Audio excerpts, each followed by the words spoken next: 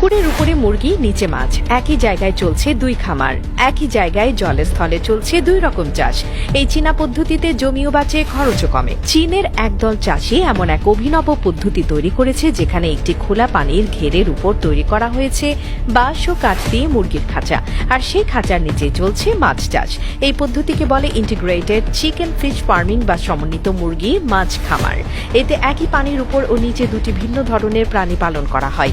তাতে জমির ব্যবহার কমে, খাবার ও সার খরচও বাঁচে। প্রক্রিয়াটি শুরু হয় একটি মাঝারি আকারের জলাশয়ে কাঠ, বাঁশ বা ধাতব ফ্রেম দিয়ে উপরে খাঁচা তৈরি করে। এসব খাঁচা পানির উপরে ভাসমান থাকে বা পিলার দিয়ে দাঁড় করানো হয়। প্রতিটি খাঁচায় থাকে নির্দিষ্ট সংখ্যক মুরগি, যারা দিনের বেশিরভাগ সময় খাঁচার মধ্যে থাকে এবং খাওয়ানোর সময় খাদ্য দেওয়া হয় নির্দিষ্ট ট্রেতে। এই মুরগিরা তাদের মলমূত্র খাঁচা দিয়ে নিচের পানিতে ফেলে দেয়।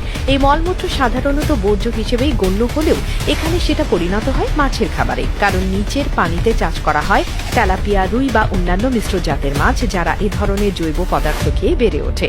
ফলে মাছের বাড়তি খাবার দেওয়ার প্রয়োজন পড়ে না, বরং মুরগির প্রাকৃতিক বর্জ্যই মাছের খাদ্য হয়ে যায়।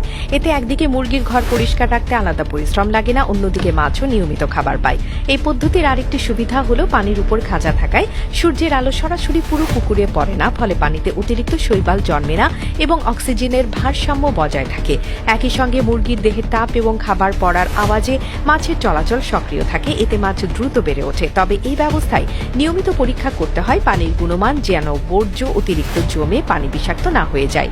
এজন্য মাঝে মাঝে পানি পরিবর্তন, বায়ু চলাচল ও ফিল্টার ব্যবস্থা রাখা হয়। যারা এই পদ্ধতি চালান তারা জানেন কত মুরগির জন্য কত লিটার পানি দরকার এবং কোন জাতের মাছ এতে সবচেয়ে বেশি উপযোগী। এই সমন্বিত চাষ ব্যবস্থা চীনের অনেক গ্রামে রপ্তানিমুখী খামারে রূপ নিয়েছে, কারণ এতে একই খরচে দুই ধরনের ফলন পাওয়া যায়। জমির প্রয়োজন হয় না আলাদা করে এবং পরিবেশ বান্ধব উপায়ে একটি প্রাকৃতিক খাদ্য চক্রের মতো দুইটি প্রাণী একে অপরকে সহায়তা করে বেঁচে থাকে।